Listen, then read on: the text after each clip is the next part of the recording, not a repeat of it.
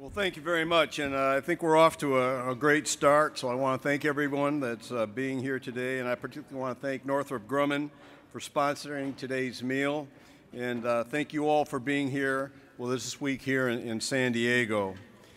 But before we continue the program, I'd like to note a recent loss to the West family, and that was Ray Moriarty, the president of Paradise Expo Services and a partner with AFCEA and the Naval Institute on the West Conference for many years, and he's passed away on December 28th. Ray served in the Air Force during the Vietnam War, was a leader in exhibitions and events field, and touched many of the lives throughout the San Diego area with his charitable contributions and various activities. He was also our colleague and our friend, and he will be missed. So I'll just take a brief minute here to think about Ray and his family as we go through this event.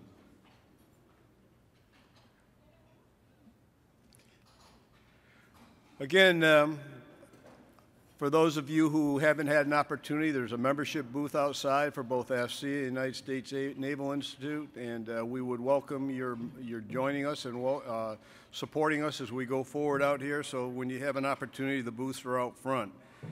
One thing that I'd like to point out in conjunction with this event that is on the 1st of March, back in the greater Washington area in Chantilly, there will be the AFCEA is hosting a Foreign Naval and Maritime Threat Symposium, and you'll hear more about that later on, but that symposium is going to be held at the top secret SCI level.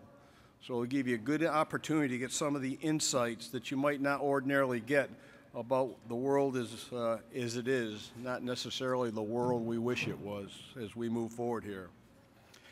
Today's guest speaker is a distinguished officer who has squarely tackled all the tough jobs in the Navy, or just about all the tough jobs. He's had an immense amount of time in command. He has shouldered responsibility willingly and ably. He had extensive service in the Pacific to include the J-3 Operations Officer for the United States Pacific Command, Commander of the 7th Fleet, and now the Pacific Fleet Commander. One of the things that when you listen to the Deputy Secretary this morning, and if you've had an opportunity to look at the National Military Strategy, you'll notice that it focuses on re-emerging threats such as Russia and China. It talks about North Korea and Iran, and it also talks about rogue regimes, and it talks about terrorist, transnational criminal threats. Let me tell you, the gentleman who's about to address you has responsibilities for 4 of those 5, and so he's got a full plate, and there's no one more able to take on that responsibility than the gentleman that I'm about to welcome up here today. So ladies and gentlemen, I'm now honored to introduce our keynote speaker, Admiral Scott Swift, Commander of the United States Pacific Fleet.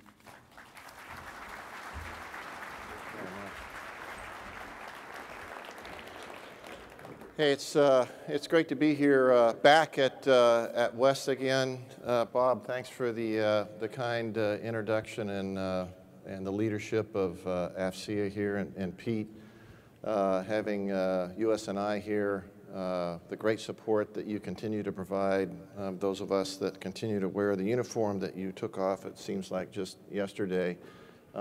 It's great to be back here. I have a few comments that I'm going to make, and whether it tees up a dialogue or questions is not all that relevant.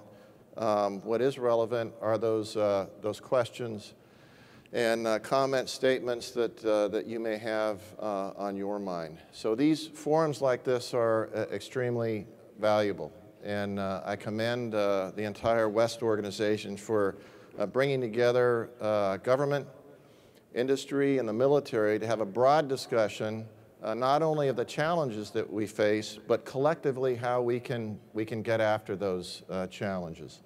So I want to frame my comments in 2 points. One is the mindset of readiness, and the other is the resourcing of readiness. And I'm going to spend most of my time talking about the mindset of readiness.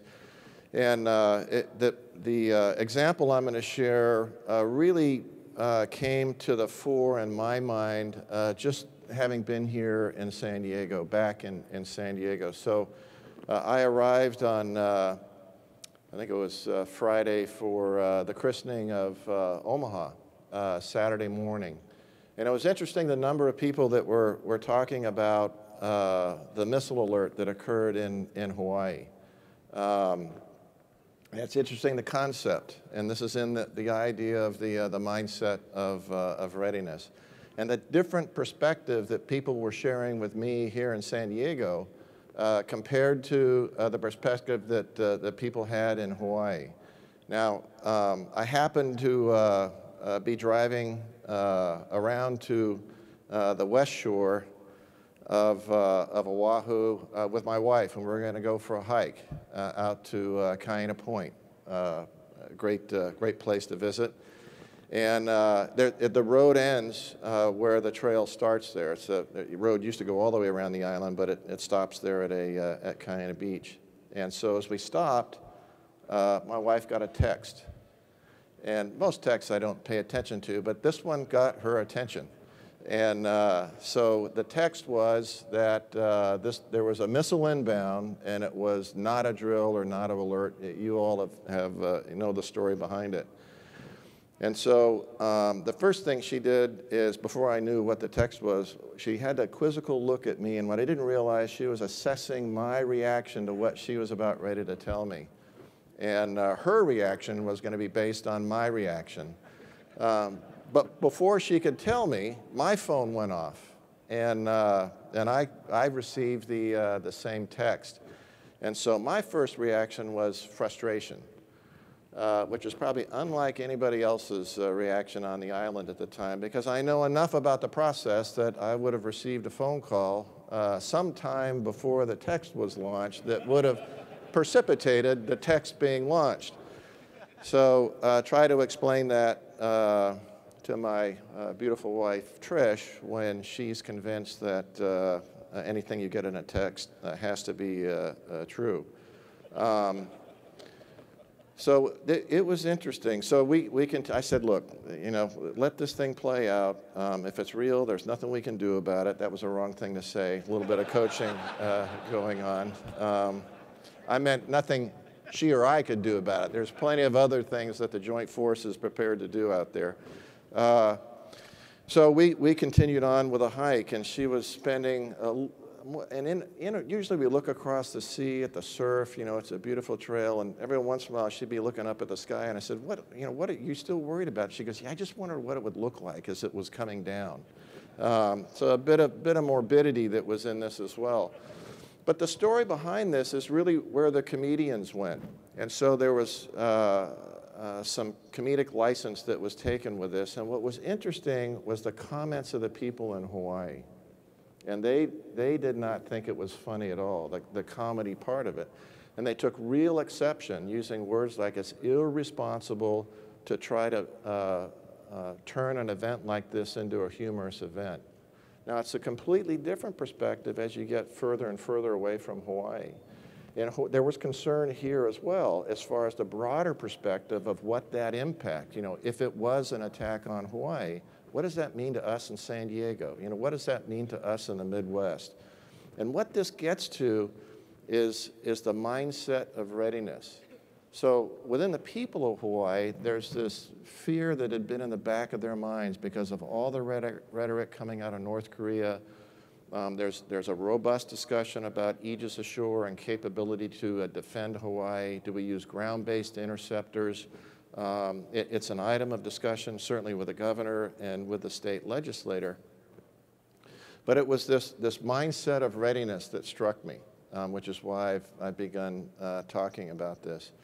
And then if you look at the Facebook pages, so there's a spouse page on Makalapa compound where my wife and I live. And this gets to the funding of readiness.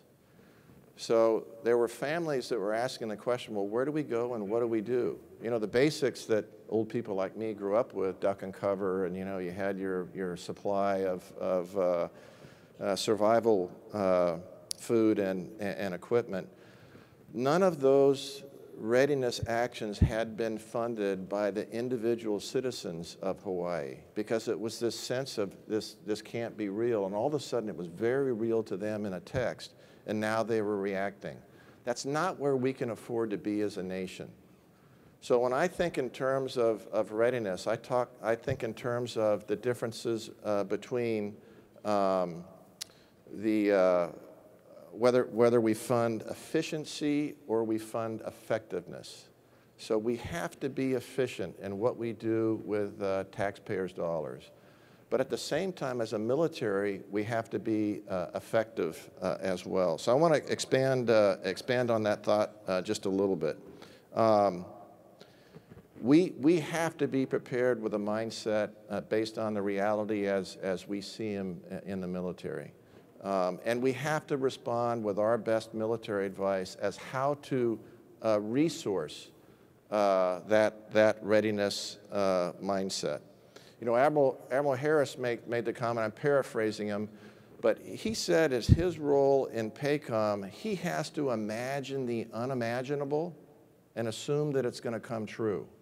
You know, it's like I was sharing a discussion at the table here, and I made the comment, I've used this before as an example, so let me see a little audience participation. How many people here own homes?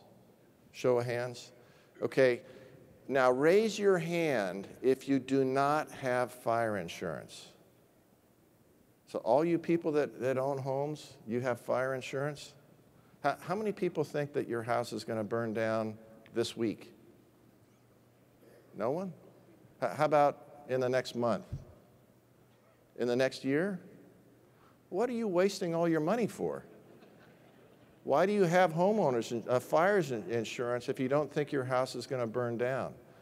That's our responsibility. We need to take that same responsible approach, because the risk may be low, but the consequences are so high if you lose that house. And the fire department may not be able to respond in time to put that fire out however it gets generated.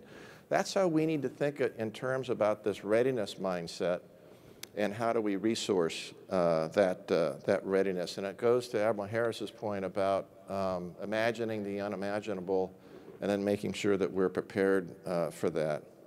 You have to view, in my perspective, you have to view readiness through the filter, the lens of combat operations. So I usually talk in terms of phase 2 operations, but for a broader audience, in the terms of combat operations. The challenge that we have is that, as I would imagine, I didn't read DepSecDef's comments, but it's certainly captured well, I would suggest, and I think I might be so bold to say Admiral Harris would feel the same way as the PACOM commander, that it's difficult to find room to quibble with the national security strategy that was just published or the national defense strategy. It's been the perspective of Admiral Harris for the last 3 years, and certainly my perspective as well, that the pacing challenge that we face in the Pacific is China. I would suggest globally, but I certainly would say on China. And just as we don't expect our homes to burn down, the low probability that would happen, we have to plan for that consequence in a measured kind of way, which is fire insurance. Likewise, as Admiral Harris said, we have to imagine the unimaginable, even though it may be low probability, it's got such a high consequence. If it came to a military conflict between two great powers, the consequences are going to be significant. So I want to expand on that idea in the context of being mentally focused on readiness. As I mentioned, it's reflected in the national security strategy. It's reflected in the national defense strategy. There is a great power competition that has returned to the Indo-Pacific that we live in. And what's at stake is a challenge of the rules-based order that has ensured the stability of the region since the end of World War II. And this rules-based order, another discussion that we had at the table, this rules-based order was negotiated with winners and losers that came out of that conflict. And the result of that negotiation is exactly that rules-based order. What's more important is that not only did we get the rules-based order, but the institutions were established to resolve differences in the application of that rules-based order. What's happening is, with respect to China and others as well, is they're challenging that rules-based order. They're applying national law in international space, displacing the sovereignty of other nations. And they're doing it across the whole of government. It's not just, so the rebalance, people have criticized the rebalance because it was too focused on the M and the dime fill. It was the military piece.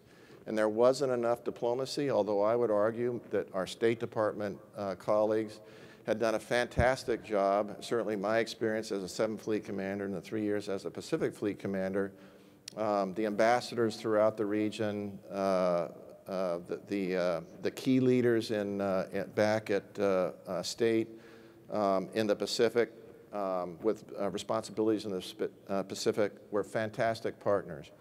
But we weren't as engaged, resource-focused on the diplomatic side as we were on the military side. And largely absent on the information domain, the economic domain, the financial domain, the intelligence domain, and the legal domain. But we're facing competition across all those domains that are in play all the time. And in fact, there's a term for it that I heard recently by a senior member in the government that talked about economic coercion, and that term resonated with me. If you look at the pressure that's being brought on countries from a business perspective for diplomatic or governmental decisions that they're making, it's extraordinary. And I think the right term to describe this is revanchist powers. That powers that want to go back and correct perceived wrongs that have occurred more than 100, 150 years ago. And to move forward in a positive way, to continue the incredible growth that we've enjoyed throughout the Pacific, is going to be very difficult if we keep coming back to that place in history. And that stability that we've enjoyed since the end of World War II, because of that rules-based order, has been the foundation on which the prosperity that has been enjoyed across the region. And that prosperity is that rising tide of prosperity has raised all boats, all countries, equally. Even some of those countries that are seeking to change that rule set now. There's no reluctance on the part of many to apply national power in that international space, and to use threat-filled propaganda to tell people that if you take this action, this is what the result will be. Whether it's a military response, an economic response, a diplomatic response, there was coercion involved in that, and it's certainly commercial intimidations and operations just below the threshold of war designed to isolate and coerce neighbors into submission on the global stage.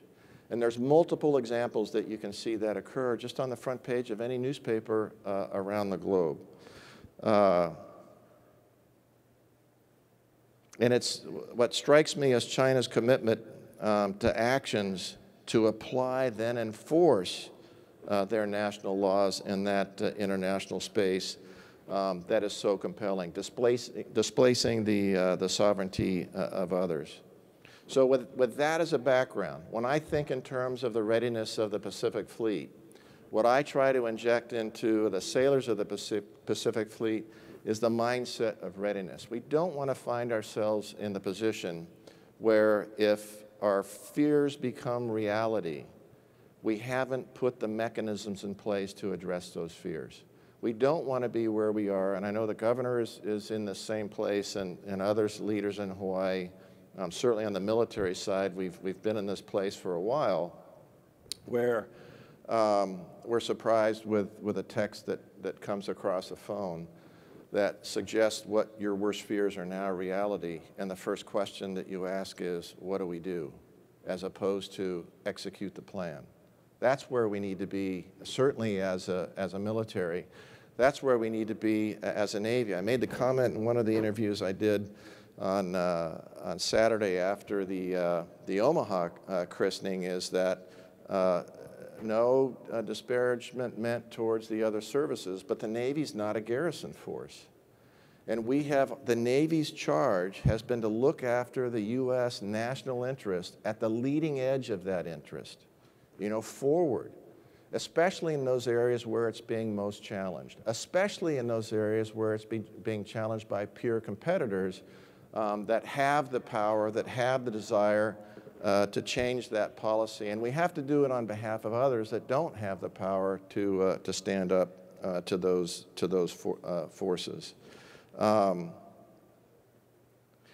We have to compete in that competition. Competition isn't a bad thing. And competition doesn't necessarily mean conflict. We shouldn't approach this in a foregone conclusion that we're on a path to conflict. I disagree with those that characterize the friction and tensions that occur between the United States and competitors out there, that we're on this path to war, we're on the path to conflict. It's just we haven't seen this peer competition before. So it's not new to us as a nation, but it's new to us as individuals, because most of us haven't experienced this before. But anytime you enter a competition, you want to enter that competition from a position of strength. And the first strength that you need to have is mental strength, that mindset of readiness, and why that readiness is so critical. And you have to think of it in terms at the strategic level first, not at the tactical level. And after you've thought about the strategic level and you've developed a strategy of how you want to apply your national power to continue the global stability that we've enjoyed these last 70 years, the next step is to apply it at the operational level. So the strategy is developed at the strategic level, and then it's applied in meaningful ways at the operational level. That's where the application occurs across the whole of government, across the entire dime fill. And then once you've done that, with that overarching strategy, with that understanding of what you need to do at the operational level, then you can get to the tactical level training. And then the 140,000 sailors that report for duty every morning in the Pacific Fleet have a sense of purpose. They have a sense of understanding of what they're doing day in and day out has national consequence, in a positive or negative sense, depending on what their actions are. And then you get to the second part of the discussion of funding that readiness. And we've gone down a path, the CNO is focused on this, certainly the SecDef is focused on this. We had the opportunity of SecDef traveling through PACOM the last couple of weeks, and then Chairman shortly after him.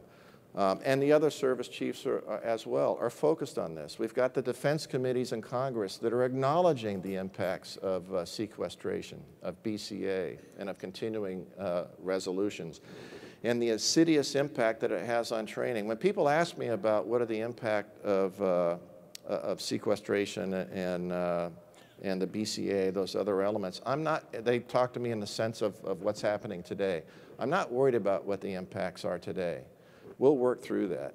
I'm worried about what the impacts are 3 years from now. So we're suffering the effects of the government shutdown in 2013 today. We've disenfranchised, when I said 140,000 sailors, that includes all the civilian sailors that work for me, which is significant. We've disenfranchised those civilian sailors. When the government shuts down, they get no paycheck.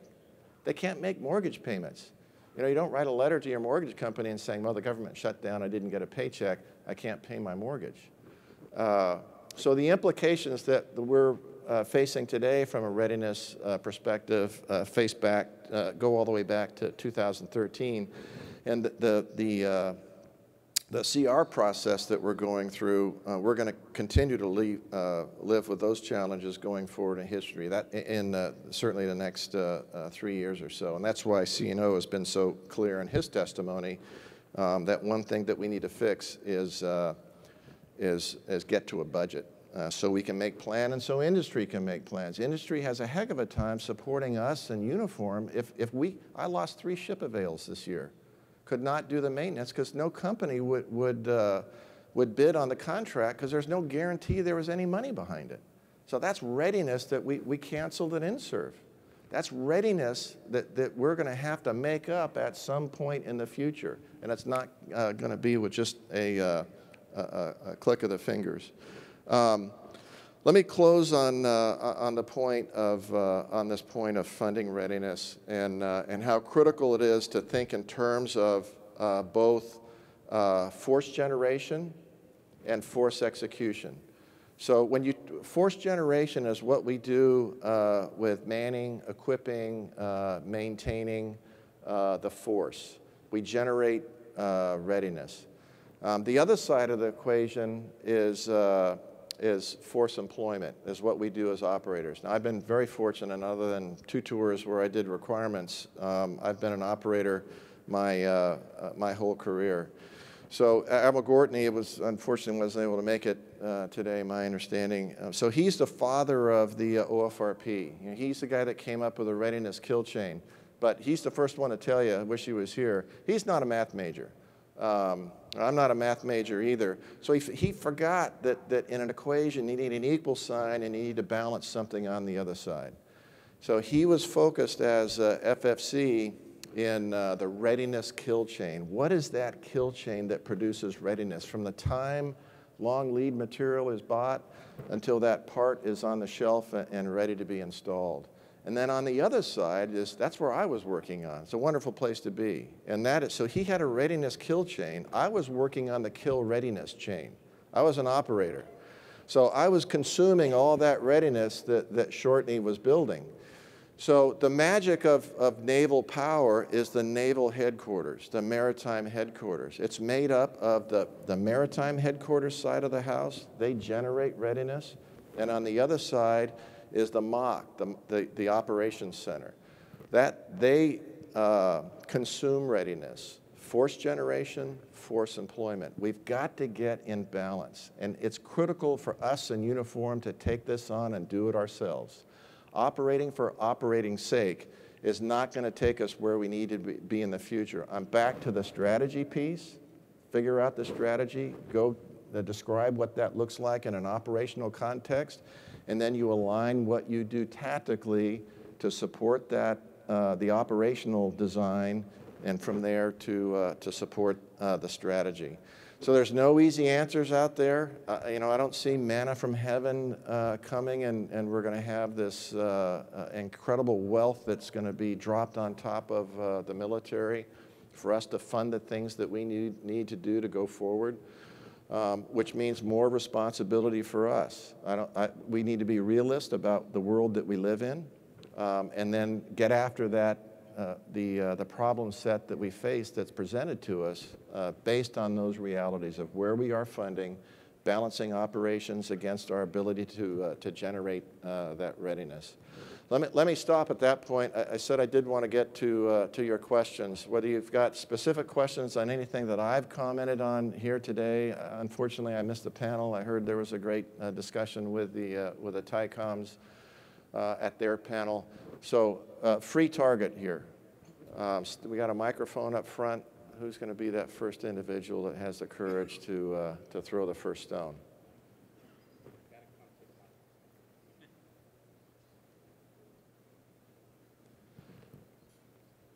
Can you feel the pressure building in the room? Who's going to be that first individual to step to the microphone? And All right. all right. Good afternoon. Hi. Go ahead. Right over here. Good afternoon, Admiral. Thank you for being here and great words that you gave us about readiness. I'm Everett Hayes. I'm a member of SUS Consulting. I wanted to ask you, sir, and this is a readiness question. I'm a black shoe sailor by trade, my life. So when we have the situation we have with the budget, when we see availabilities being canceled, we see collisions at sea, how do you help with the mindset of readiness on those sailors that are on the deck plate, the guys that are coming home and knowing that they have to get underway in a couple days or a week, how do you help them have a mindset of readiness that overcomes some of these obstacles and some of the constraints that they might feel given the current situation they see in the news or just what's going on their ship? So I think the first thing that we need is an honest discussion and acknowledge the challenges that we have across the Navy, and I think that's what CNO is driving at. If you look at the board that the Undersecretary and the Vice CNO lead, the steering group that's underneath them, the working groups that are underneath them, what that does is it gets beyond, my concern is one of my concerns is with the CR, with the SECNAV's SRR, that we're going to take a checklist or punch list approach. And in fact, Admiral Moran himself has spoken, as has the Undersecretary, said we need to move beyond that. We need to fix all those elements, each one of those issues, but there's an acknowledgement that if we fix each one of those issues, we will not have solved the problem. So I went back and I read the Belial report. And I compared the Belial report to the CR. And then I applied SECNAV's SRR to the CR. There's one other document that's out there. There's probably a couple of them. But I went to a document that Admiral Copeman wrote back in late 2012, and he called it the Vision 2025 memo. And it's classified confidential because of some of the data that he uses in it. But if you take those 4 documents and stack them on top of each other, I mean, there is almost, it's got to be 90% overlap over describing the challenges that we have today. In fact, Tom made some comments back in 12 about where we would be looking ahead at the projected 2015 budget. So what I've asked my staff to go back is look in the rearview mirror at 2015, compare that to what he suggested where we would be in 2015 from his 2012 perspective. You know, I think that will help inform us. So that's a way to say that there's a lot of new discovery that's occurred, but there's a lot of affirmation of comments that have been made for others. And this is the fact, VCNO made the comment in January of last year when he said, before we buy more ships, build more ships, we need to fund the Navy that we have to include manning. I got asked a question in a similar forum, if you had to fix one thing, what would it be? And I must admit, I'm not very proud of my response because my brain stopped and I thought, I would love to live in a world where there was one thing that fixed something. It just doesn't exist. You know, best rank I ever had was lieutenant. You know, there's a lot of people in here that would say that's the last rank that you had any competency in. But I knew my world as a lieutenant. You know, I knew my weapon system. You know, I think the same is true of a second-class petty officer. You know, if you want something done, give it to a lieutenant or give it to a second-class petty officer. If you give it to a lieutenant commander, well, so my story as a lieutenant, I was squared away. I came to work every day with my list of 7 things, and I was done by 10 o'clock. I was wicked squared away. And then I started thinking in terms about what was all screwed up with the Navy. You know, so I started my list of things that was all screwed up with the Navy. And I had a CO that told me, he said, you know, I don't need any more help identifying problems. I need help identifying solutions. So I had my list of solutions to all those things that were screwed up with the Navy. But I came to realize I was just too junior. If someday I could just be a 4-star, I could fix all these problems. And then I made lieutenant commander and realized it wasn't that easy. It's like when you make first-class petty officer, now you got to worry about the watch bill, you got to worry about all those other issues. You know, if I could just be chief, if I was a chief, I could make things happen. And then you make chief and you realize things are a little more complicated than what you thought they were as a first-class petty officer. What we're trying to do, what the CNO and the Secretary are doing is to institutionalize the solutions to the challenges that we face, recognizing that many of those solutions that we'd like to pursue is beyond our authority. You know, we can write a budget, but we don't fund that budget. Other people fund that budget. So we've got to get back into that balance of force generation and force execution. That's why VCNO said, before we go buy more ships, we need to pay for the Navy that we've already bought. I'm paraphrasing. Those are my words, not necessarily his. And CNO has said the same thing. So, you know, we're all about a 350-ship Navy. That's what we've got to get there if we are going to continue to answer the demand signal that the nation is putting on us. But we've got to get there holistically. It's what Admiral Gortney talked about. When Admiral Gortney talked about the OFRP, he said the relevancy of the OFRP is going to be based on whether it's funded or not. So it's a great process. It's a great readiness tool. But we have to resource it. And then we have to resource operations based on the amount of readiness that we're able to generate. So we may have to do less. You know, the Navy is a can-do organization. We're getting underway, we got a mission. Well, wait a minute. We need to take a look at our readiness to get underway. And that's tough for us to do, but that's the cultural approach. You know, when we talk about cultural change, that's what we're talking about. But a great question, and a question that's on the minds of senior leadership. I know that consumes the discussion that I have with my four-star peers. Next week, we've got a meeting back in D.C. It's a week long, all the 4 stars, then the 3 4-stars, and then all the flag officers and SESs in the Navy to get after this specific challenge. Yeah, shipmate. Good afternoon, sir. HM2 DeGuerra, Naval Hospital, Camp Pendleton, Emergency Department, Assistant Leading Petty Officer and Assistant Command Fitness Leader. My question I'm wicked intimidated right now. Oh, very good. I wish I had as many plates spinning as you do. Good to go, sir. My question deals with NAV Admin 304/17. It's the changes in the PRT requirements. Essentially, commands are no longer separating service members who fail 2 or more PRTs. I was curious as your opinion on that, and if there is anything in the works about that affecting deployability for our sailors who are failing those PRTs, whether they're still going to be deployable, or basically just your opinion on those members being able to maintain their contracts through their SOF US. Hey, it's a great question, and I gotta characterize it. You know, the comment that I made before: I'm not a lieutenant, I'm not a second-class petty officer. So I'm the challenge that I have, being where I am as the PAC Fleet Commander. All my commands that I've had the privilege of holding have been great, and the best rank I ever had was lieutenant. But the best command I ever had was an 05 command, because I knew all my sailors. I knew all their families.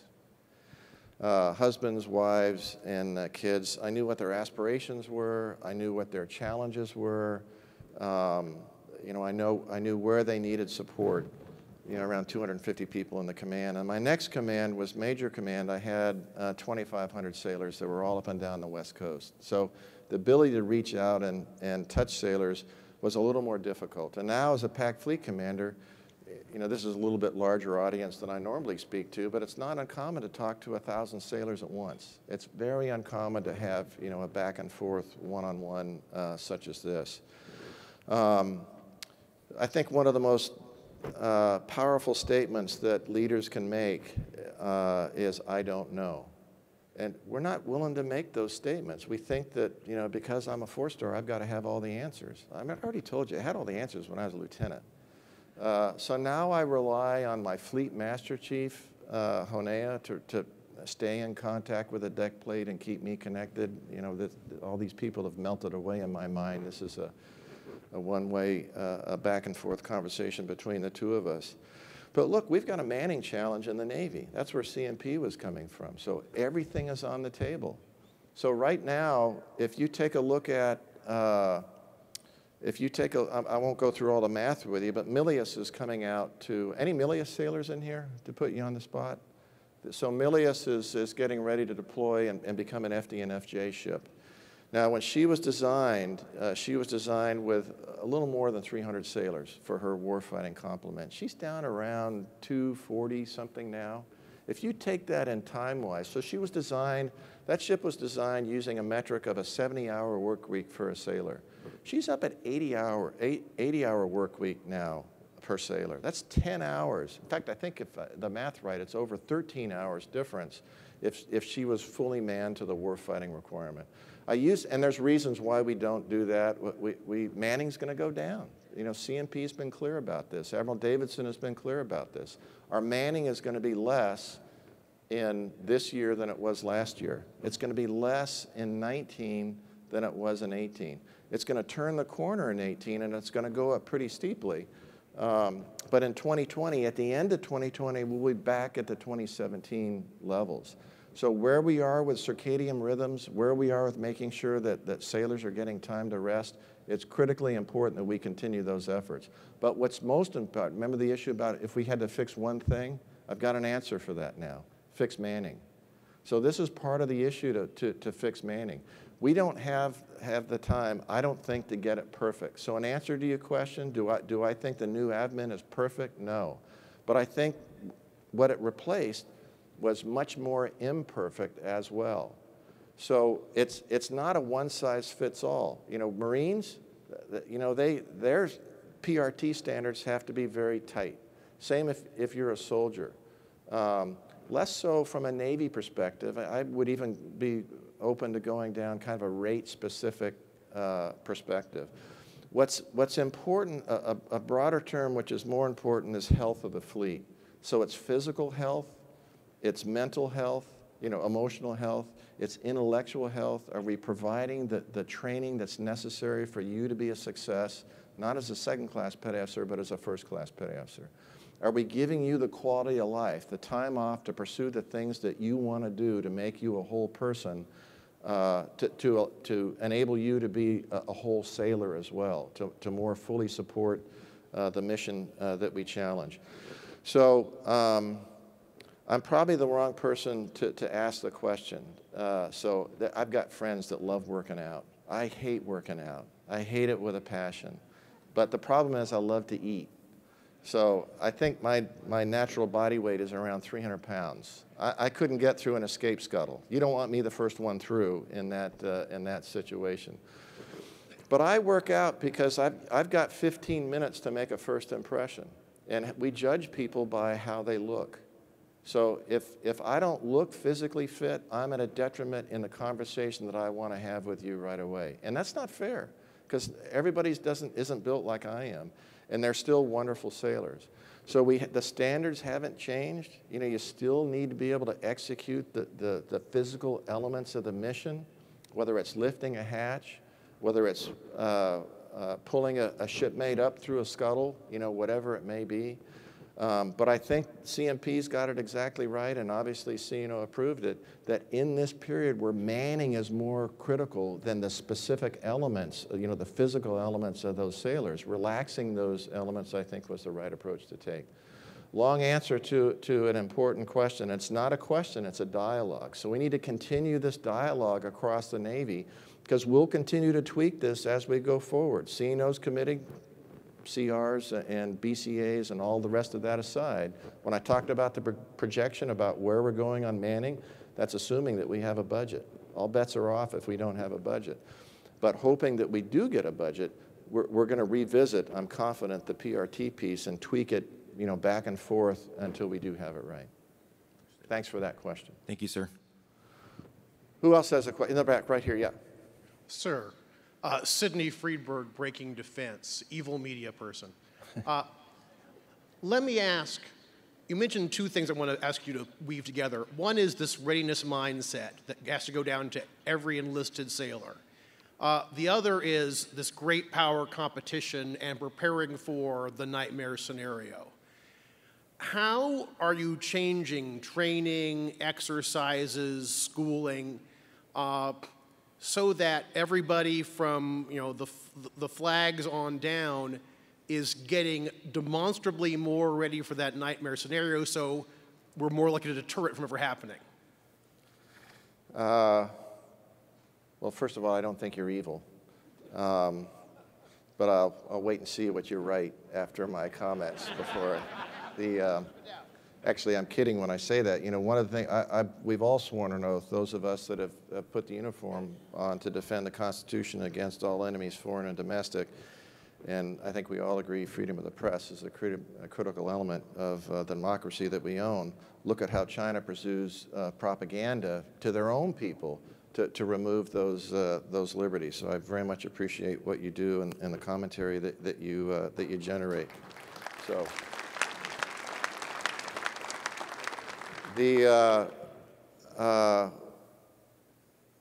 So my answer is it starts with me. Some of the answer is the work that CMP is doing. Some of the answer is the work that Admiral Davidson is doing with Ready, Relevant Learning. Some of the answer is the engagement that the TICOMs have, who are the executors of that ready, relevant learning. It's Bill Lesher's effort in the building to fund it. So there's a lot. Unfortunately, the conversation tends to get fuzzed up, but it starts with me. I was just talking with some innovator workshop that we do here in San Diego, and it happened to be this morning, so I went and talked to them. And there's a lot of, we're not a very innovative culture, the Navy, the military. We don't like change, even though I would say that our job description is to force change on others. They try to change us, we try to change them, and it's called combat. And what I told them when they were lamenting the challenge they face with instilling this embracing of innovation, because innovation is about taking risk. It's about learning through making mistakes. And that's not something that comes naturally to us anymore in our thinking. And so my comment to them is the same as my response to you, is that it starts with me. So I can't, as a lieutenant, I could just complain about these things and say I was too junior, but that doesn't work anymore. I can't blame, there's nobody senior to me to blame anymore other than my wife, and she's not very receptive to me blaming her for my challenges. So we've done a couple of things. You have to write, you have to think, you have to dialogue, as we did with HM2, and you have to write your thinking down and open it to critique and criticism. So there's a couple of documents, and you have to do it in different forums. So there's 4 documents that I've written at the classified level. One is a series of swift signals that I sent to the fleet to engender the sense of reality of what we face as an operational fleet, the threat as I saw it. And the intent in writing those swift signals is ultimately I wanted to follow Hank Mustin's great example of writing fighting instructions for the Pacific Fleet. And so the swift signals were meant to engender a dialogue with the deck plates, and from that dialogue learn and then write the fighting instruction. What I found is the fleet was having a hard time bridging between those two, so we wrote another document called the Operational Design for Full Spectrum Superiority in the Pacific. It's kind of I would suggest the work that Admiral Roden did with distributed lethality was a subset of full spectrum superiority. It's what we talk about, all domain kind of warfare. How do we think about that? So I published the swift signals, a series of messages. There's a couple more that I'll push out here in the not too distant future. We wrote the Design for Full Spectrum Superiority, and we've just published the fighting instructions. So that's what I've done, down and in at the tactical level. And then my thanks to Pete Daly and USN, and so I leveraged, Pete, shut your ears. So I leveraged Pete's leadership in what he has built Proceedings into to publish an article in Proceedings. Now, I'm going to bring some pressure on top of Pete because that's one of 3 articles that I submitted for publication. And I recognize the importance of the editorial board. So, and I'm not going to push, it doesn't matter whether you're a E1 or an O10, you got to get your articles through the editorial board, and rightfully so, because we've got to protect the institution of proceedings from a reporting perspective. It's the veracity of speaking, giving a voice to anyone that wants to step to the microphone and share a view. It's filtered by the editorial board to make sure it's just not ranting. But there's 2 more articles that are coming out. Well, I shouldn't say that. Freudian slip. 2 other articles that I've submitted for consideration that will help expand this dialogue beyond the command, mission command, mastering the art of C2 article that was just published in Proceedings this month. So that's kind of my answer to you, is that we just can't take a look at this as someone else's problem to solve. If you think it's a problem, step up. You need to solve it. And even if you're not sure quite how to solve it, you need to take a step forward and do what you can to make a difference wherever you are. And I'm hopeful that there's enough people that are influenced by, I've kind of lived by that for, throughout the 40-plus years that I've been in the Navy. I hope there's enough people that have influenced by that approach that they'll continue on this effort, as I was inspired by Admiral Willard, learning at his knee about command and control. So let me take this question, and then how am I doing for time, Pete? One more question, so go ahead. Good afternoon, Admiral. Iwan Milos, USS John P. Murtha. Question is, with the missile alert in Hawaii and then the recent failure for Aegis Ashore on Barking Sands, does the Navy have a way forward with shore-based defense of our coasts? Yeah, that's a great question. So this is my personal opinion. I'm not speaking on behalf of the CNO or the Secretary of Navy. So one thing I would say, well, first of all, we need to be careful about expanding our mission set. So the first discussion that I have with Admiral Harris, for Aegis Ashore, do we really need sailors manning something that doesn't get underway? Shouldn't sailors be at sea? So it's the strategic piece. So we need to have the strategic dialogue first. Now, if that means shore duty for Aegis sailors that are on cruisers and DDGs, now I may be interested in that. That may be a model that I'm interested in. And I haven't had this discussion with CNO or the Secretary, so this is my thoughts in response to your question. I want to give them maneuver space to make their own conclusions in the way forward. Aegis Ashore is a great capability. We hosted the Japanese defense minister in Barking Sands, a critical national strategic asset. It's incredible the development work that we do there in partnership with industry. From a training perspective, what we do to train ships, and we have a Aegis Ashore training facility there, if you will, that we really use for testing missiles and radars more than, it's really not a good physical location for the defense of Hawaii. But Japan is pursuing Aegis Ashore. We've got it in Romania, we've got it in other places. So the technology is there and the concept works. It's what's the burden to support it? How are we going to man it? How are we going to fund it if it's going to come out of Navy funding lines? And my basic view is, other than shore duties, sailors should be at sea. So we need to walk through that piece. Let me talk about the recent failure that we had with SM-3. And so it's important. One of the things that we need to get through with innovation is we can criticize ideas without criticizing individuals. It's hard to do because we take ownership of our ideas. So I've got these brilliant ideas, and if someone criticizes them on my staff, I rip their heads off because they obviously don't get it.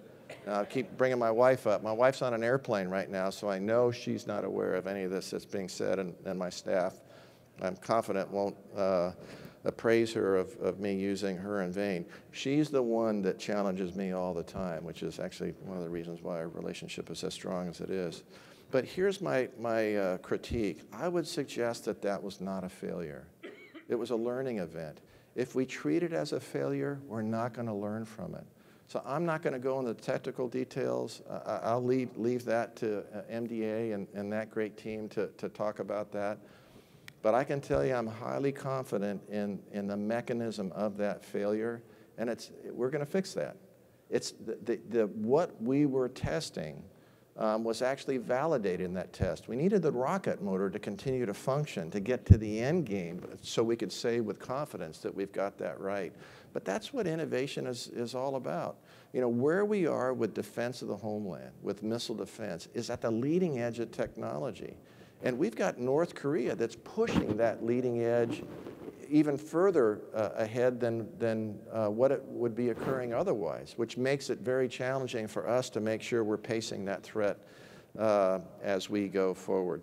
But suffice it to say, with our joint partners, with our air defenders that run Patriot batteries out there, what we've got with THAAD batteries, what we've got with TPY-2s, what we've got with ground-based interceptors on the Air Force side, what we've got with SBX out there on station in the middle of the Pacific. You know, we have a robust capability to defend the United States against a one-off threat like North Korea or a more significant threat from a more advanced potential competitor out there. So I have a sense of confidence of where we are in missile defense. Unfortunately, and this is a challenge for the President, it's a challenge for Secretary of Defense, for the Chairman, we can't tell you why we're so confident, because it's all classified. If we shared the reason of our confidence, then we would reduce our overmatch that we have with some of these threats. Did that answer your question? Thank you. All right, thanks very much. All right, I'll thank you once again, Bob, for the great opportunity to share some thoughts. It's great to see so many friends here. Used to be they were all in uniform. Now most of them are wearing coats and ties. Maybe that's a hint for me to step up the stage here. But it's been great being back here in San Diego to share some thoughts with you. Thanks very much. Admiral.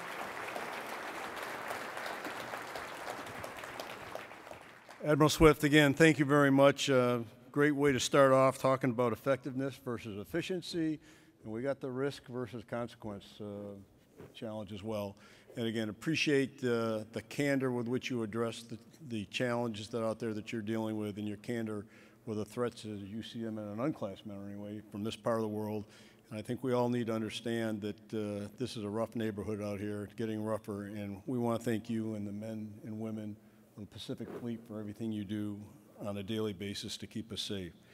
So on behalf of AFCEA and the United States Naval Institute, and I want to present you this book, Great Powers, Grand Strategies, The New Game in the South China Sea. Thank you very much. Thanks, Bob. Appreciate it very much. Thank you. Thanks, everyone.